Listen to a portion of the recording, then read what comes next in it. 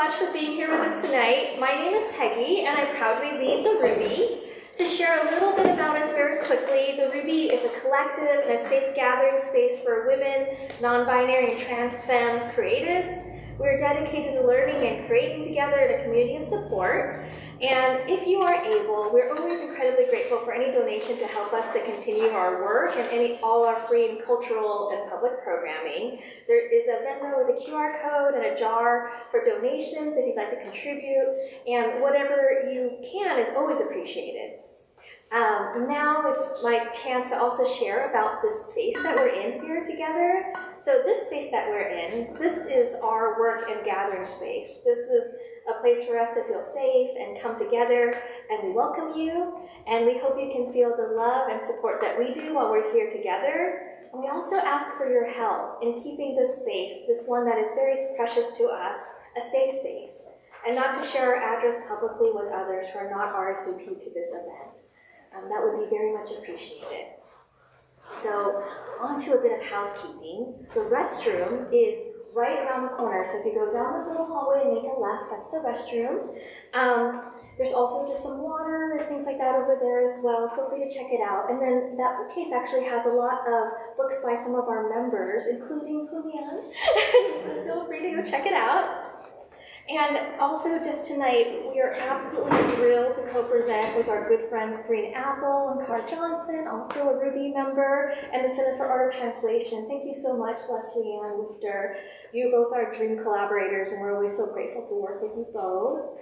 And I'm going to pass on the introductions to this incredible duo to Carr and Leslie Ann. Keep it going for Peggy. Peggy does an incredible job, and as she stated, the Ruby and the Center for the Art of Translation are some of my favorite collaborators that we get to work with at Green Apple, our literary besties, as it were. Yes. So I'm really happy to be here. I'm really happy to be here with all of you. Thank you so much for joining us. I'm so happy to have Jazmina here and Julián. Thank you both so much. I will be very brief and just say a little bit about Green Apple Books in case you are unfamiliar with us. I'm Carr Johnson. I'm the event coordinator for Green Apple. We were a fierce trio of independent bookstores, started in 1967 here in the city, and are still going today, as far as I can tell. So thank you for being here and supporting our work. And if you've been to a Green Apple event before, you've likely heard me say that when you support us, a good way to support us is by purchasing books from tonight's authors. That's how we keep programs such as this going. It also is a reflection of supporting the artists who put so much work into making these books. And this is a really special, intimate event. This is Jazmina's only stop in California on this tour for Cross Stitch. It also happens to be the publication day, so we're very lucky. So this is a very special event, and as I was telling her earlier, I'm a Barrera stan, and I'm really excited to be joined by both of these incredible writers here tonight. And I will show you in a moment that we do have some literary swag from Two Lines Press. I'm here, I'll just grab it. We have these really special patches that Two Lines made. So if you buy a copy of Cross Stitch, I would love to give you one. It's very cool. It says, "We are gardens in the wild." It's a special tie-in for Cross Stitch, so consider that for this evening.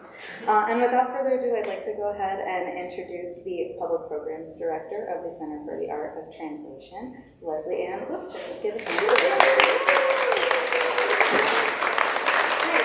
Thanks to Peggy, thanks to Carr, thank you all for being here. It's my pleasure to introduce Julián and Jazmina tonight. But first of all, let me tell you a few words about the Center for the Art of Translation. I would be remiss if I did not. If you're not familiar with us, we are a literary nonprofit based here in San Francisco that champions literary translation and honors the work of translators. We have publications, events, and educational programming that enriches the library of vital literary works, nurtures and promotes the work of translators, builds audiences for literature and translation, and honors the incredible linguistic and cultural diversity of our schools and our world. You can find out more about us at catranslation.org. Julián Delgado Lopera is the author of the New York Times acclaimed novel Fiebre Tropical, the winner of a 2021 Farrow Brumley Award and a 2021 Lambda Literary Award, a finalist of the 2020 Kirkus Prize in Fiction and the 2021 Aspen Literary Prize. Julián is also the author of Quiéreme and Cuéntamelo, an illustrated bilingual collection of oral histories by LGBT Latinx immigrants, which won a 2018 Lambda Literary Award and a 2018 Independent Publisher Book Award. Julián's received fellowships and residencies from Hedgebrook, California Arts Council, San Francisco Arts Commission, Headland Center for the Arts, Brush Creek Foundation of the Arts, Lambda Literary Foundation, Yerba Buena Center for the Arts, and the SF Grotto. Their work has been nominated for a Pushcart Prize and has appeared in Granta, Teen Vogue, The Kenyon Review, McSweeney's, The Rumpus, The White Review, and more. They are a former executive director of Radar Productions, a queer literary nonprofit in San Francisco. Born and raised in Bogota, Colombia, Julián resides currently in San Francisco. Jazmina Barrera's books have been published in 9 countries and translated to English, Dutch, Portuguese, Italian, and French. Her book, Cuerpo Extraño, A Foreign Body, was awarded the Latin American Voices Prize by Literal Publishing, and On Lighthouses was chosen for the Indie Next list by Indie Bound. Nea Negra was a finalist for the National Book Critics Circle Greg Barrios Book and Translation Prize, the National Book Critics Circle Autobiography Prize, Caniam's Book of the Year Award, and the Amazon Primera Novela Award. She is the editor and co-founder of Ediciones Antílope, and she lives in Mexico City. We're very happy to welcome Julián and Jazmina tonight.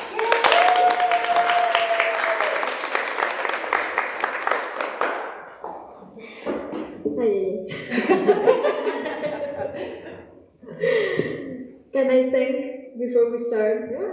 There's a lot of people to thank.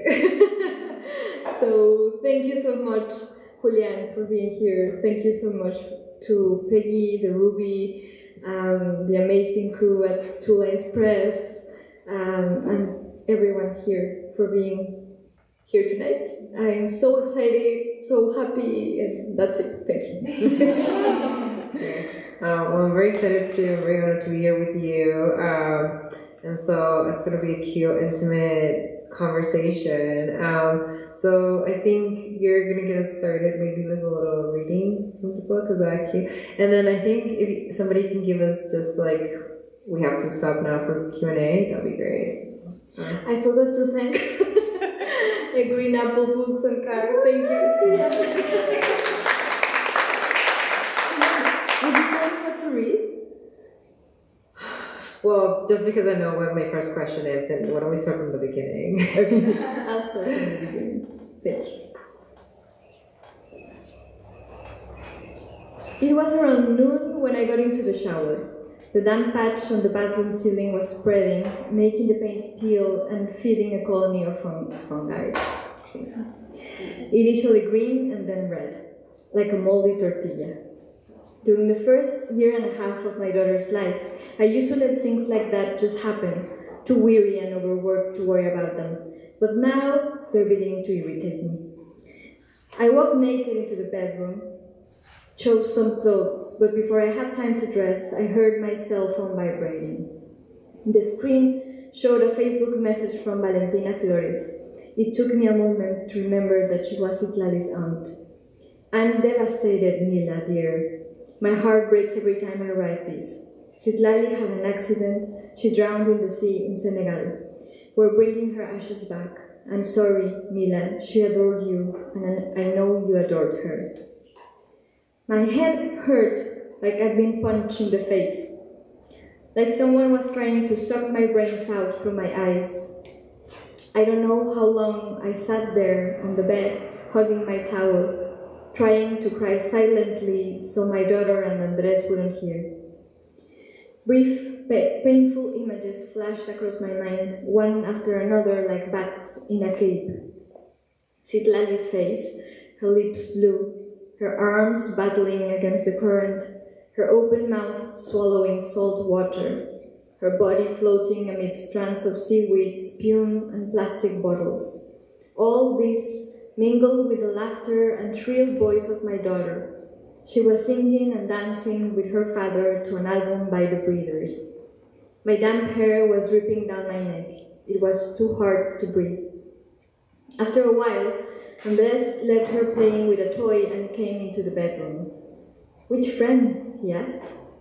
"You don't really know her," I replied. "You only met her once." "Is she the one with the parvovirus dog?" "No." "The punk? The engineer? The child-hating redhead? The blonde child-hater?" I smiled, and as I did, realized that my nose was bleeding. Andres went to fetch cotton balls to stem the flow. I didn't have the strength to explain who Citlali was. I didn't even try, not until later, until that night. "Is she the one who lives in Spain?" "No, that's Dalia." Citlali was always moving around. She finally settled in Brazil, but had to travel a lot because she worked for that environmental NGO. All right, and I met her? Was she the woman with black hair and dark complexion? No, that's Dalia too. Citlali had short, fair hair and was really skinny. She wore kind of masculine clothes, right? Yes, that's her. And you three were childhood friends? Well, we met in middle school. Oh, but then you were at college with Dalia? Same department, different majors. Ah, I think I know who she is. I woke very late that next morning, and the first thing I did was text Dalia. Her reply came back after a few hours. It simply said, "Yes, I know." I had no idea what else to say, and I guess she didn't either. I'm going to read the very small one next to it, so you get an idea what this is like. The Spanish verb bordar is derived from the Indo-European bar, meaning point, bristle, hole. This, in turn, has an etymological association with the Latin fastus, from which we get fastuoso and fastidio, lavish and annoyance.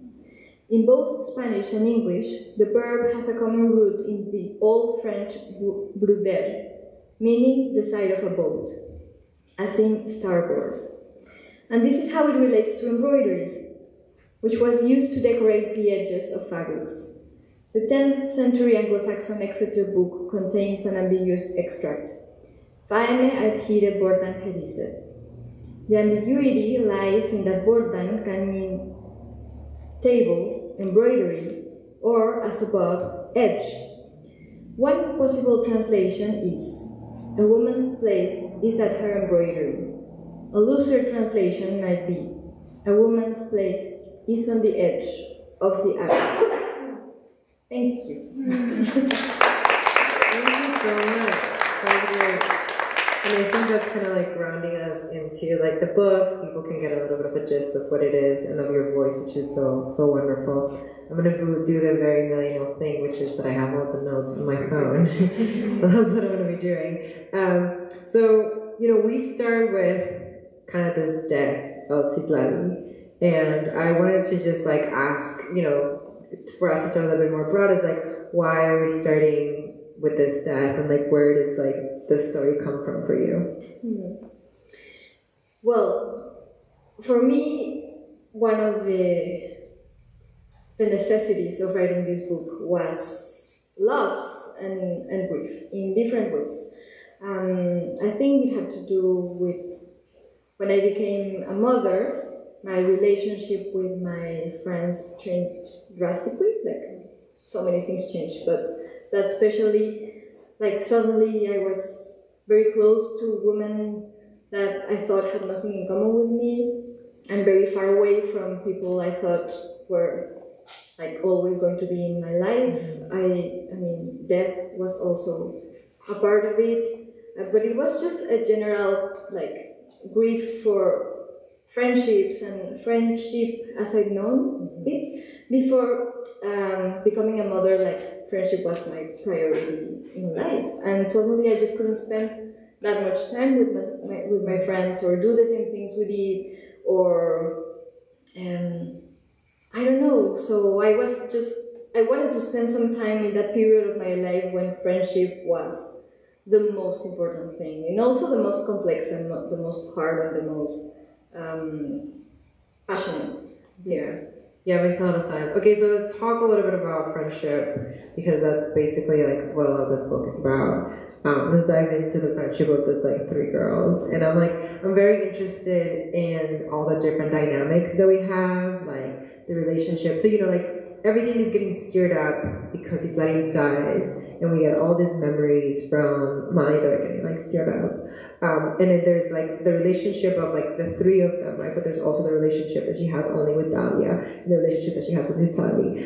And like I want you to spend a lot of time just like talk a little bit about what it was like to like write that different relationships, like because to me, at least reading the book, I was like, okay, see, Lali dies, and there's this huge memory, but I think that the relationship with Dahlia is like stronger for some reason, and I don't know if because maybe I'm just like projecting, so maybe it's like my own things are just showing, but there was something about a little bit of the fascination or the power dynamic in that friendship that made me feel like there was something that was closer with Daria. But I wanted you to spend a little bit of time with just like the importance of friendship and kind of like the little bit of the power dynamic between the three of them, which was really interesting for me. Yeah, so I don't know why I've always had like groups of three friends. Like there were always three. And that, as you mentioned, like made certain dynamics happen, especially when we were like younger, because now I think about those years like being 14, 15 years old, and I feel like we were children still, like we were so I see my son is 6 years old, and he does this, like he doesn't like when his friend plays with the other friend, and he feels left out and he doesn't know how to say that. So we were just like older children, but still. So there's a lot of that, like people, like two of them coming together and trying to help the other one, but also like coming together to being not so kind to the other one, or like actually leaving out the other one, or also the way one of them mediates between the other two, because as you mentioned, I think the friendship between the narrator and Dalia can at times be stronger, but also the problems, I think, are stronger. Like Citlali used to mediate between them, and the difficulty for Citlali was when the other two got together. Like so, all of that played. It's almost like a triad. It's almost just like they're which I think is a very female, and I think I don't want to say it's only Latin American, but I've seen it so much where it's like the closest emotional connection is to your female friends that you have. Like they have boyfriends and they have these men in their lives. Yes, they're having sex with them, but the actual emotional connection is to each other, and it's to like the women they have in life. In this case, it's friendship. Yes, that's it. And it gets mixed up with so many other things, especially in adolescence. Like there's this element of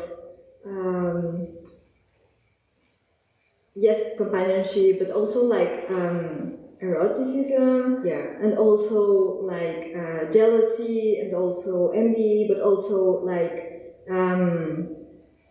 what is the word? Like, well, they take care of themselves, like they protect themselves because there are so many violences around them. So that also happens, and the roles keep changing. Like they protect one of them, and one of them is more protective, but then the other one needs more help. So yeah. Yeah, I love that. And like going back to the eroticism part, so I think maybe that's why there's a moment there, and this is a spoiler alert, where both like Dahlia and Mali kiss, and I guess this is just me as a queer person wondering why they never talked about it.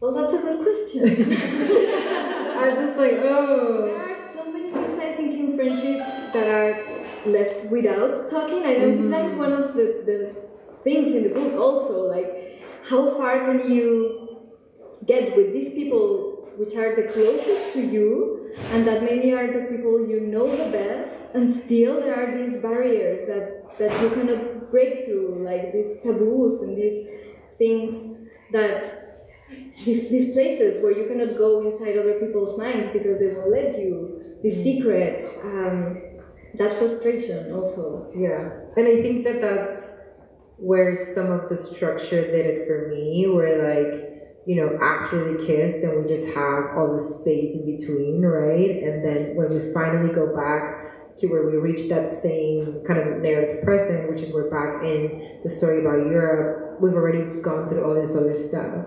And I think that that's a little bit maybe what you're talking about, kind of like that emotional distance, and you're doing that also with like the structure a little bit, and like putting in all these other things in between.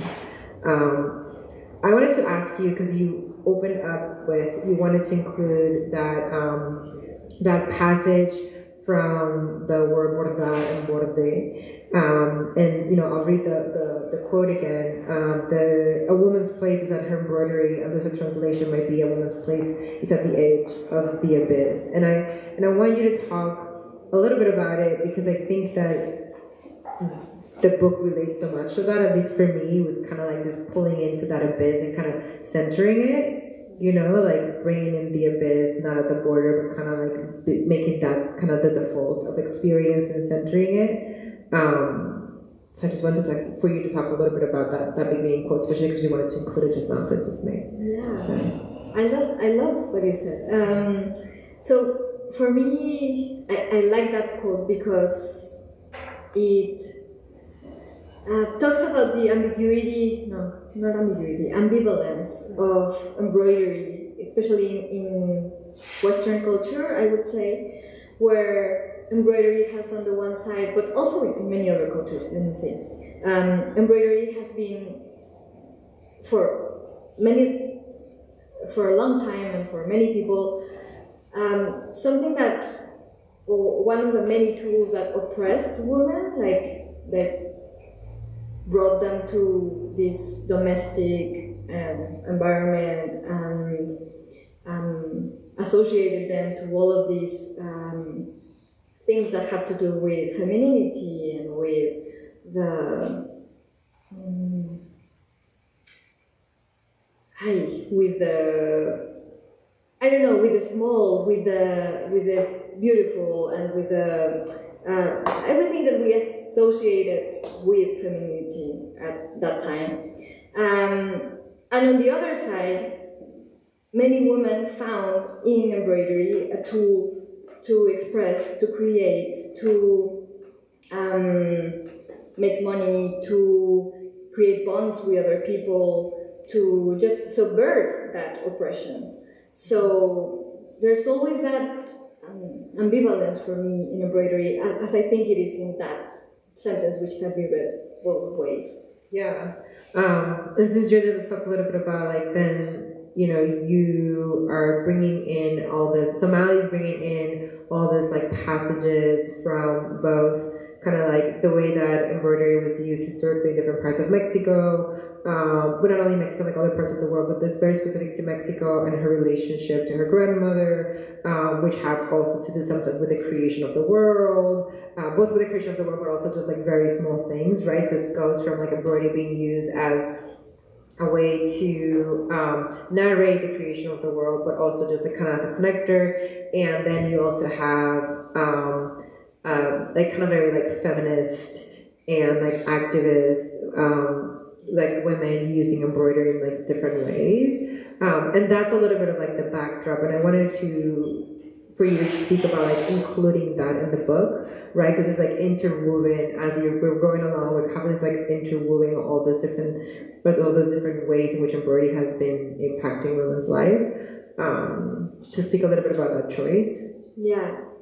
So, I mean, my story with embroidery is sort of the same as the narrator. I started embroidering when I was a child because my grandmother taught me, and then my computer teacher taught me again. And then when I was in high school, me and a group of friends were to teach people to read and write in a town called Jazmina, outside of Mexico City. And the woman we were teaching told us in exchange how to do certain kind of stitches and embroidery.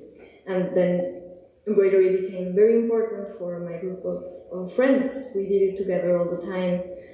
So, like some years ago, I was invited to this panel, these young writers, and I was supposed to write something, and I wrote this very small essay about embroidery and sewing, a fragmentary essay, and I really liked writing it, and I thought it could become something else, but it was just, I left it there.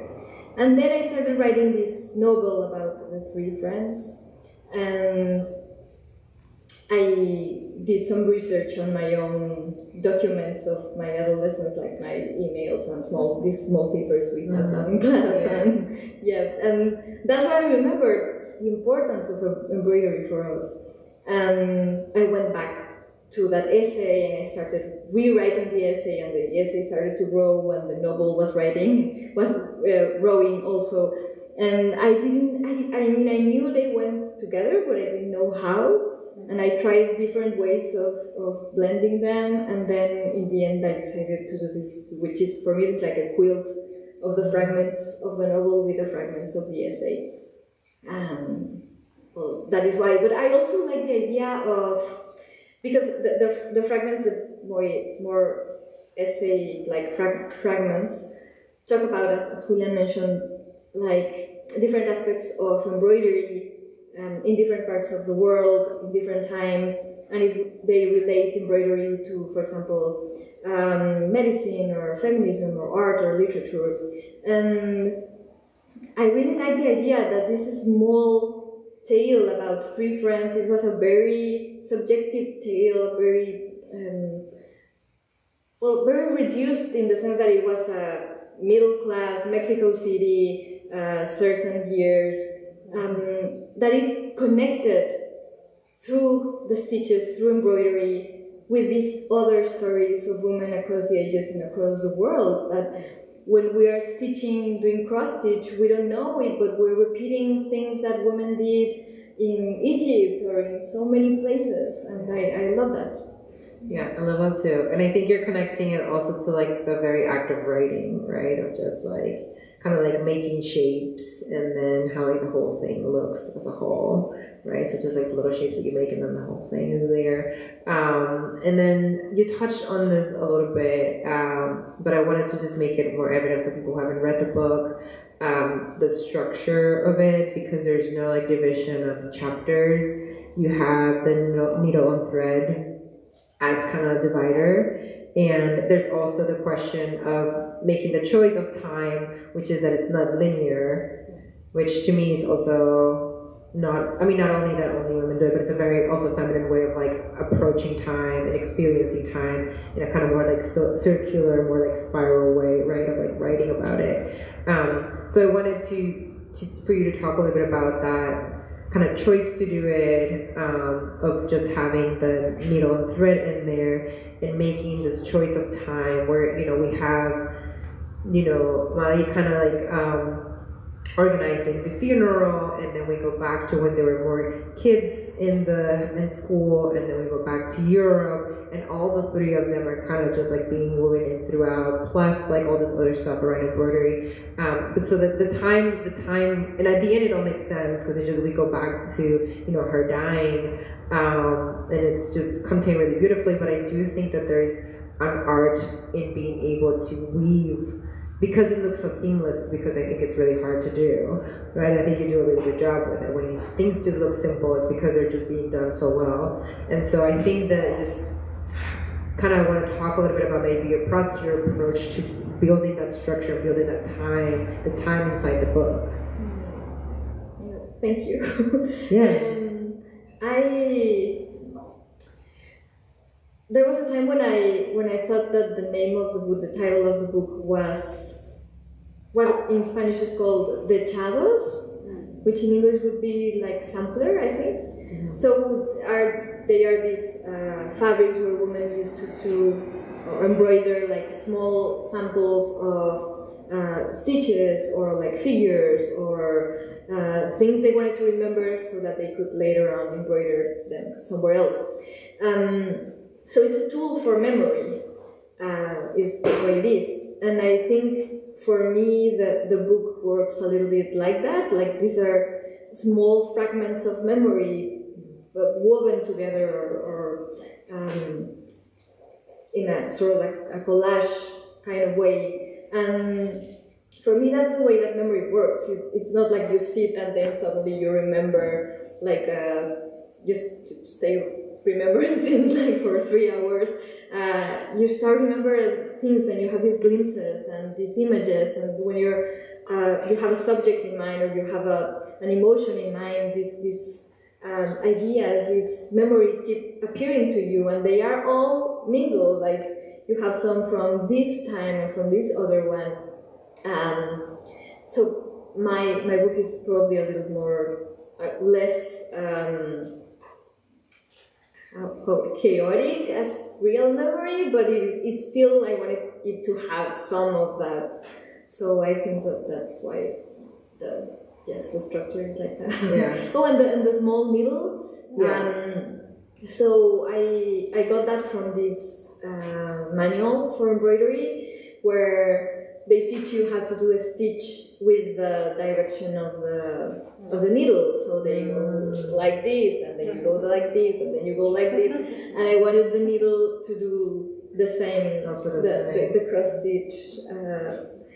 I don't think no one gets it. I mean, I thought it was changing direction. I was like, okay, it's moving. That's it. Yeah, I mean, I thought it was different. I was like, okay, I can pick that up. Okay, so because we're talking about memory, and we're basically getting both Dalia and Citlali through Mina's memories, right? Like we are getting a version of them that is being filtered through like her own understanding and her own memories of them. I wanted to just talk a little bit about, kind of grief and guilt tinting those memories, like if there's anything of that, like the guilt that she's feeling about she's like dying and her not being able to do anything, and also like her own grief, both of the friendship and of that, and like how do you see, or even in the writing, or how do you see that kind of tinting the memory, tinting the way that we're experiencing both of these other characters, or both of these other people on the page? Well, definitely. I think that in this dynamic that we were speaking about between these three friends, and especially during adolescence, for me, is very clear the way in which we see each other through the eyes of the others. And there's a mirror dynamic all the time going on, so that the way the others understand us deeply affects us and even changes us. And that's because you mentioned, like, we see these girls through her eyes, but we also see her through her memory of the others. And then I think you're right, like there's these memories come to her because they are related to grief and to guilt, because she's always trying to find that place or that spot where everything went wrong and where she could have done something, and where what would have happened if she had done this and not that. Maybe Citlali would still be alive. But I also think that for me it was very important that this death in the beginning was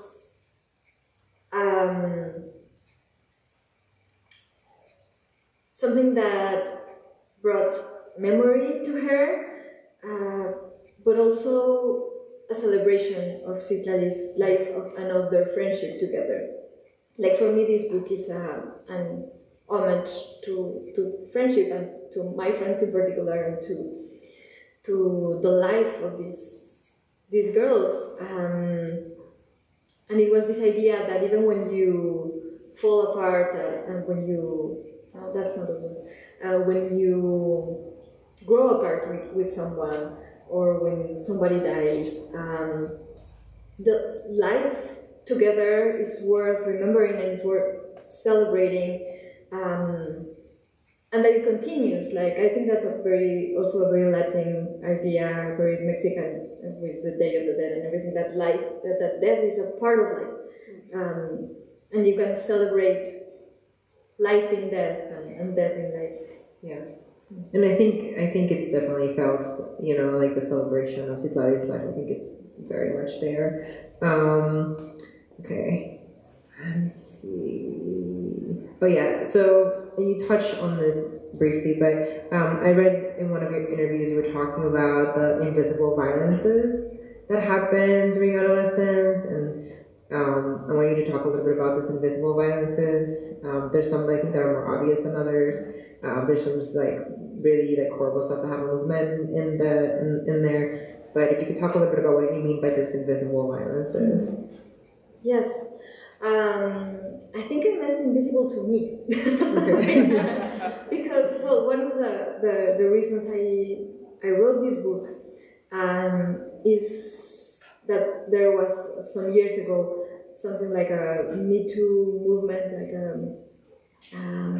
how do you say, like, denuncias? Like, Reports? Reports? Accusations. Thank you so much. Yes. So there were a lot of accusations in my high school for sexual harassment and many other things. At the same time that there was something very similar going on in the college where I studied, in the program where I majored, and many of the teachers that taught me were signaled, and it was very, very strange, like going back to that time and suddenly remembering everything I went through and seeing it in a totally different light, like with everything I knew after all those years and everything I went through, and then suddenly being like, wait a minute, that was not progressive. That was horrible. That was so violent, and so I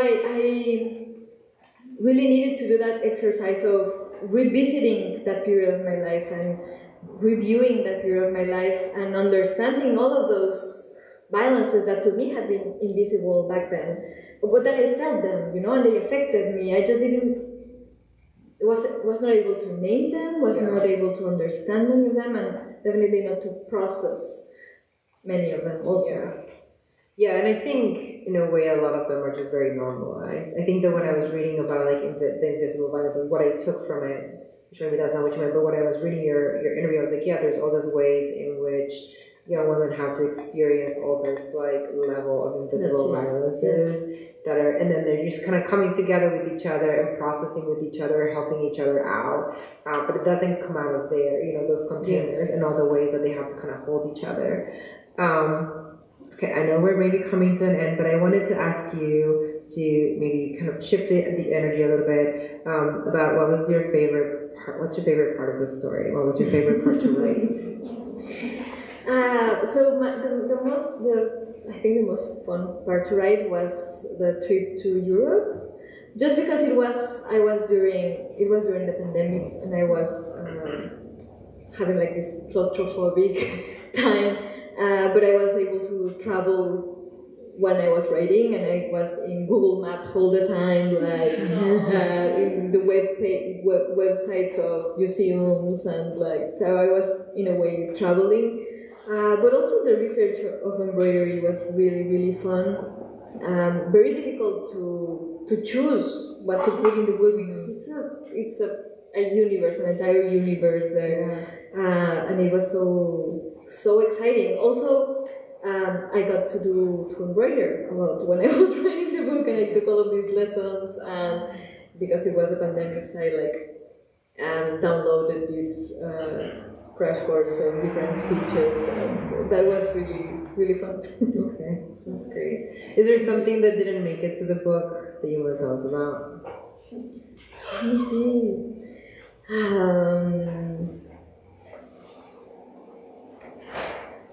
I'm sure there is.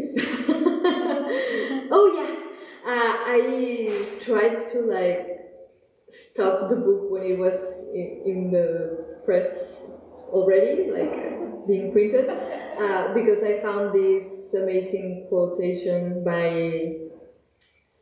It's in the diaries of Elena Garro, this Mexican writer.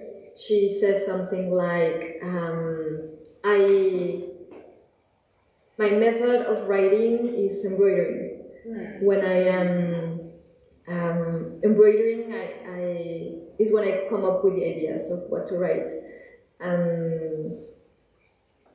And then she says something like,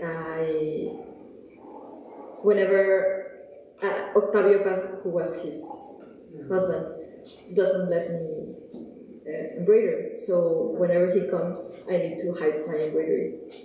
I really wanted that to be in the book, but it was too late. I didn't make it. Okay, thank you.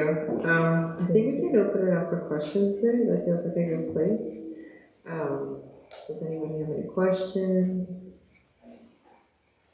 Jokes. We take jokes too. Songs. Have you been to Strawberry Hill? Strawberry Hills.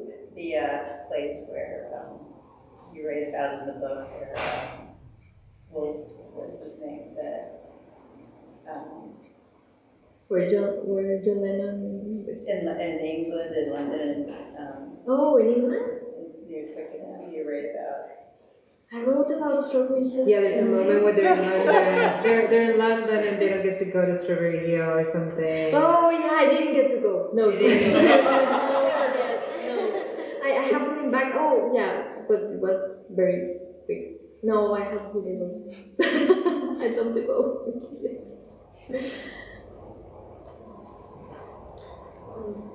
Beyond the aspect of invisible violence that goes along in girl teenagehood, was there something else that surprised you when you went through your emails, revisited the notes that you would pass along, and was it a good or a not so good thing? Yes. So I think the what is the word? Voraciousness, voracity, voracidad, like the voracity of adolescence, like this feeling that I needed to eat the world, that I wanted to read every book and listen to every song and travel everywhere, and just like this feeling of being a sponge and wanting to absorb the world. I remember that, and that was exciting. Yeah. Thank you. And I think you can really feel it in the book, because I think you did such a well job of just putting so much on. I was amazed. I was there's so much on one page, but it doesn't feel overwhelming. But you can feel kind of Mali's just desire and want for the world. There's so much, especially when you go into Europe. There's just so much happening on the page. And I think it also speaks to that kind of just teenage yearning for so much. Anyone else? I love the reference to Nagarro, and I would like to hear more about how we were inspired by your own work in terms of your own writing. Could you talk a little bit more about that? How I was inspired by Elena Garro? Yes. So I have a book coming up about Elena Garro, where you can learn all the ways in which I was inspired by her, which are a lot. I mean, she's one of my favorite writers now. I think she did everything for starters. She did amazing theater, poetry, novels, short stories, essays. She had a wonderful sense of humor, like amazing sense of humor. She has this book called Memorias de España, so like Memories of Spain, 1936, and where she goes with Octavio Paz to Spain when she's like 20 years old, I think, and they go to this Marxist gathering in the Civil War in Spain, and she portrays herself as this innocent teenager who doesn't know what's happening, and there are all of these men like treating her as if she's, I don't know, like You can make references in Spanish. You need to. Spanish and we'll translate. okay, pues menospreciándola, no? What's that word? So like Looking down on her. looking down on her, that's it.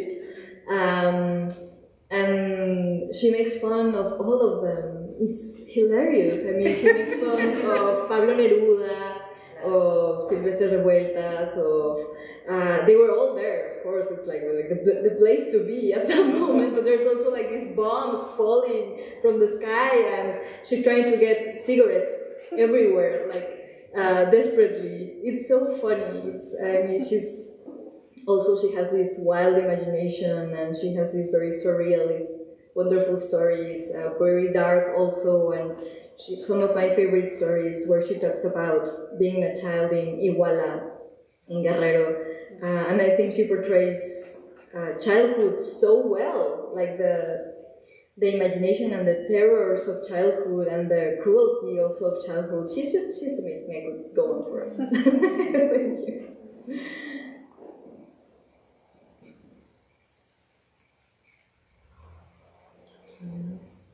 Let's see. Do you want? I'm curious, can you talk a little bit about the translation process, the process of translating this book compared to your other books or your books into other languages? Of course. So this book was also the same as my other books, translated by Christina MacSweeney, who's a wonderful writer, I would say. Like, for me, to be a good translator, you have to be a good writer, because that's what you're doing.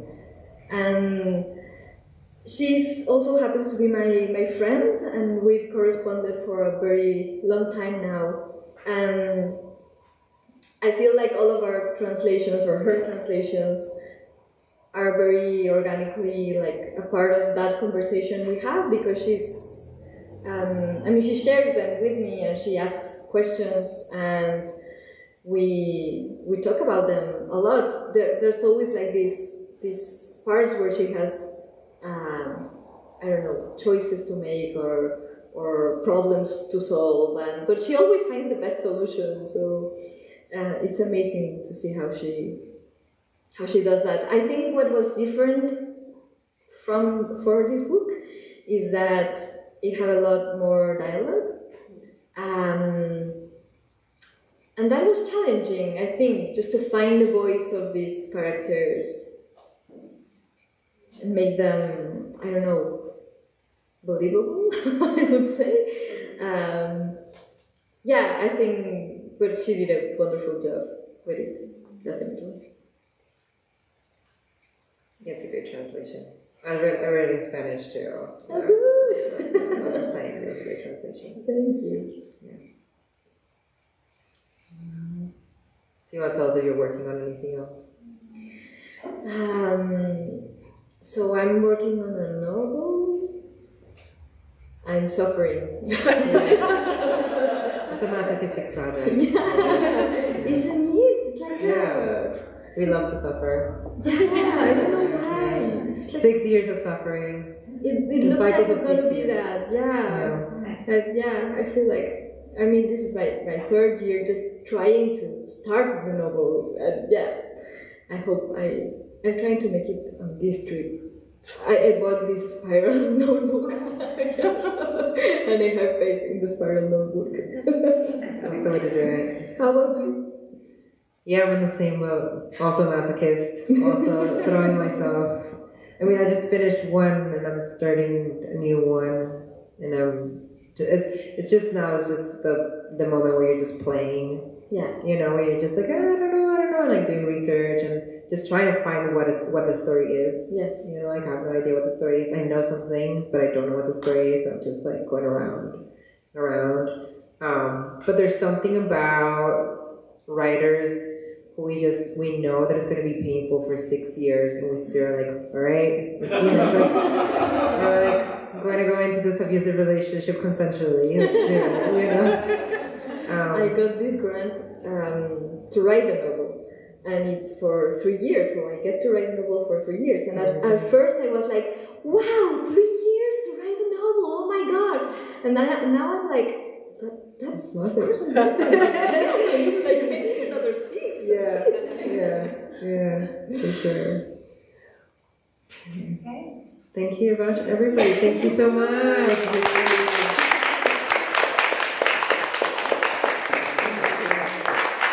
One more round of applause.